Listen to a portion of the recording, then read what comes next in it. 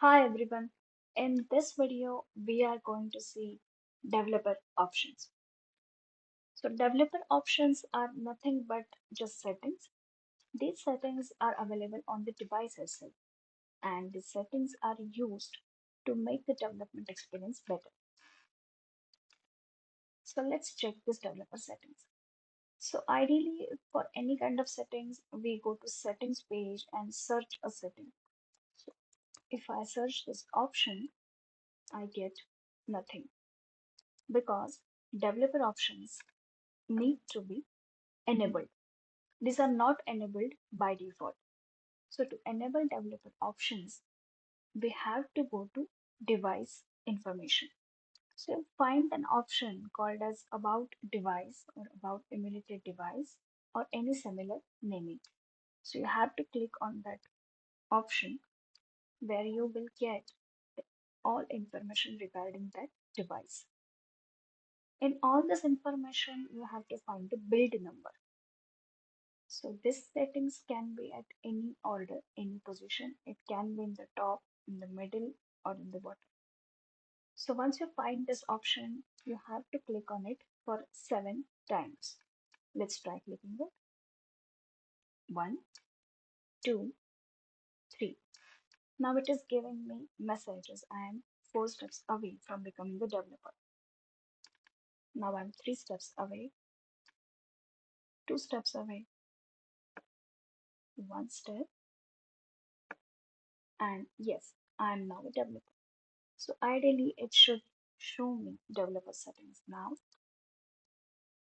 Yes, here it is. So developer options are enabled now.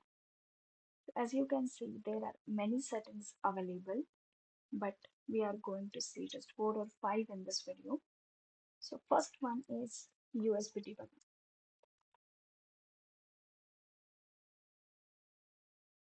USB debugging is really important to connect your device with Studio or with code. If you want to run the application or debug the application, this option needs to be enabled. If you see in this logcat here, it is showing as no connected devices because USB debugging is off. If I turn this on,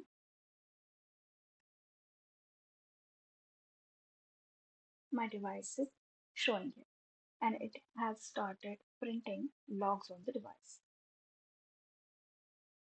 If I turn it off again, the device becomes offline again. And if I turn it on, it will again start printing the log and so on. So after USB debugging, the next option is show tabs. This feature is a really small feature, but is very useful. This feature is widely used while recording videos. So it basically shows the taps of mouse or mouse clicks. If I enable this option, you can see whenever I click anywhere, it will show the ripple effect.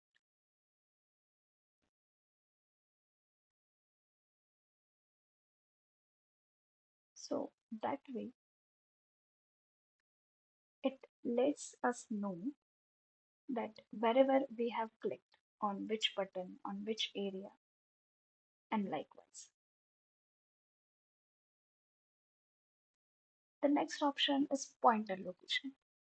Pointer location is not much used while development. As you can see on enabling this option, a ruler is visible on the top, which shows us the pointer location, as in the location where we have tapped or how we have traversed from which icon to where on which path and like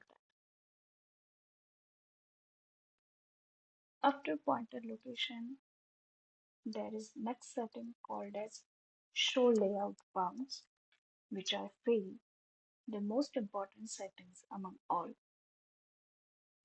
So as it suggests, it shows the bounds of a layout.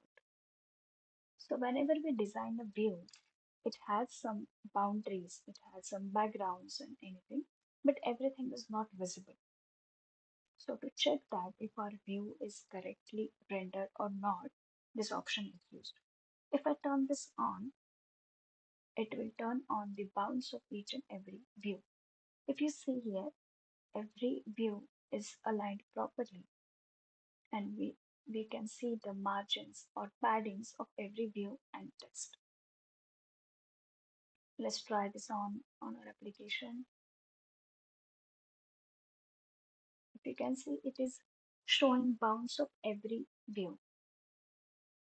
If we try this on dialog, it shows bounds for dialogues as well, for permission dialogues as well, and everything. This option is useful especially when we are working with complex views or many layouts, many views, and so that. So after this option, the last option is RTL layout direction. So the RTL layout is nothing but right to left layout. Default direction of a view is left to right. So as you can see, all views, all text is been aligned from left to right here. But when I enable this option, everything is aligned as right to left. This option is useful when we are working with application, multilingual application, where multiple languages are used or we are adding support for many languages. So some languages are written and read from right to left direction.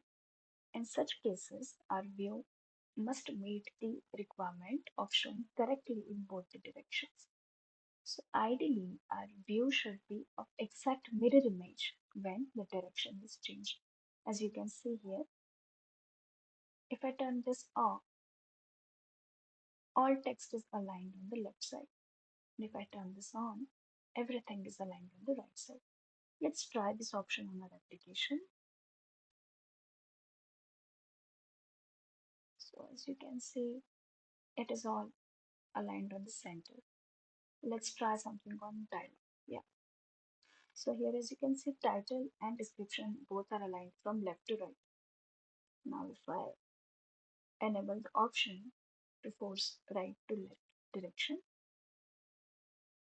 and now if I open the dialog again, now you can see the title is aligned properly from right to left, but the description isn't.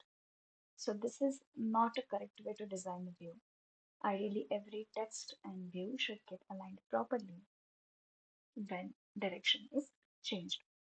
So this option is useful when we are working with many languages, and it makes us design more efficient view. So this is it for the developer options in this video. I'm going to make a next video on some more developer options, and let me know in the comments if you want to learn about some specific developer option too. So go ahead and try this out on this option on your own and let me know in the comments if you found them helpful or not. So we will soon meet in the next video. Till then, keep coding. Bye.